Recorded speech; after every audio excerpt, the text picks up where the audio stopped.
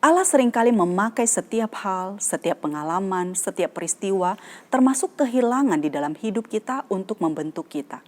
Ketika kita menjalaninya, kita seringkali tidak bisa melihat arah dari semua peristiwa-peristiwa itu. Bahkan kadangkala kita melihat pengalaman hidup itu seperti sebuah kemunduran menuju kemunduran yang lain. Ditambah seringkali situasi dan sekeliling kita tidak mendukung, bahkan menciptakan penderitaan buat kita.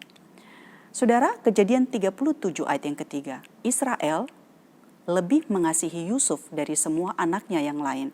Sebab Yusuf itulah anaknya yang lahir pada masa tuanya, dan ia menyuruh membuat jubah yang maha indah bagi dia.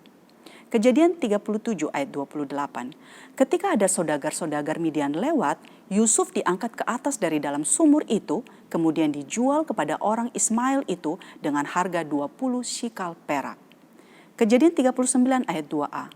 Tetapi Tuhan menyertai Yusuf sehingga ia menjadi seorang yang selalu berhasil dalam pekerjaannya. Saudara, Yusuf berasal dari sebuah keluarga yang dipenuhi dengan orang-orang yang iri, marah, dan terluka. Yakub ayahnya adalah seorang tua yang bersifat kekanak-kanakan. Sejak Yusuf dilahirkan oleh Rahel, ayahnya Yakub selama belasan tahun memberikan perlakuan istimewa kepada Yusuf, bahkan memamerkan hal tersebut dengan memberikan jubah yang beraneka warna kepada Yusuf. Yakub seakan-akan tidak sensitif dengan kondisi keluarga. Sikapnya memperkeruh suasana sehingga hubungan di antara anak-anaknya semakin keruh. Sebagai ayah, dia bahkan bersikap pasif terhadap sikap anak-anaknya. Misalnya suatu ketika saat Ruben anaknya yang pertama, saudara tertua Yusuf, melakukan hubungan seksual dengan Bilha yang adalah ibu dari kedua saudara tirinya. Dia tidak melakukan apa-apa terhadap hal itu. Kecuali ketika menjelang kematiannya, ketika dia memberikan berkat kepada anak-anaknya, dia hanya mengatakan bahwa Ruben tidak lagi menjadi yang terutama seperti yang seharusnya sebagai seorang anak sulung. Putrinya Dina diperkosa oleh orang Sikhem, orang Hewi. Yakub pun tidak melakukan apa-apa. Saudara, Yusuf ketika masih muda bersikap sangat naif. Meskipun baru berusia 17 tahun, ia menjadi besar kepala dengan pujian dan kasih sayang istimewa yang diterimanya. Ia menceritakan mimpi-mimpi ambisiusnya tanpa menyadari bahwa cerita itu akan membuat saudara-saudaranya marah. Dia bahkan berani menyampaikan laporan buruk tentang saudara-saudaranya kepada ayahnya karena dia tahu ayahnya pasti akan membela dia. Dia lebih muda, kecuali tentunya dari adiknya Benyamin, namun dengan terang-terangan dia meninggikan diri terhadap saudara-saudaranya. Tidak heran mereka membencinya, bahkan berusaha untuk membunuhnya. Dari usia 17 tahun, sejak Yusuf dijual kepada orang Ismail sampai dia berumur 30 tahun. Dari sinilah proses pembentukan dan pelajaran hidup Tuhan berikan baginya. Dalam tahun-tahun ini, Yusuf mengalami pengkhianatan dan berakhir menjadi seorang budak. Kemudian dia difitnah, berakhir menjadi seorang narapidana. Terakhir, dia ditinggalkan dan dilupakan oleh seorang yang pernah ditolongnya.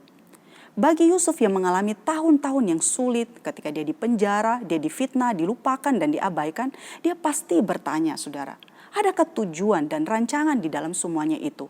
Selama belasan tahun dia mengalami kesulitan yang tidak habis-habis. Namun dari sudut pandang Allah, ia sedang dipersiapkan untuk sebuah panggilan dan tugas yang besar.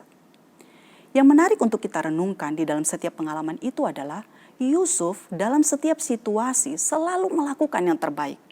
Meskipun situasinya suram dan tidak menjanjikan, ia tidak menghabiskan waktu dengan memikirkan kemalangannya.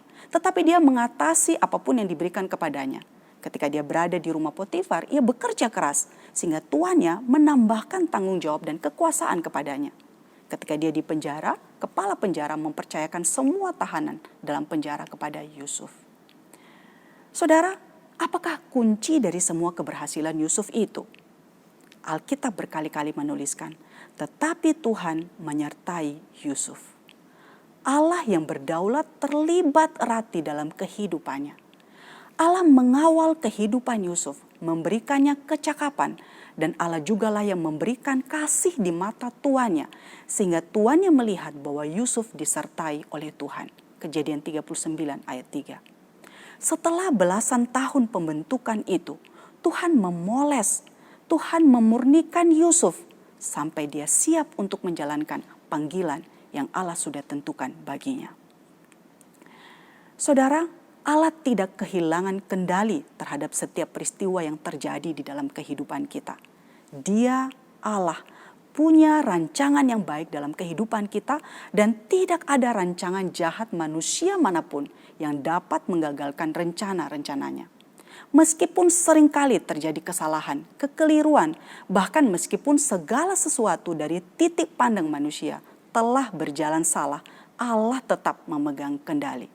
Dan sesungguhnya kita aman, sandarkan diri kita kepada Dia, Allah yang memegang kendali itu. Amin.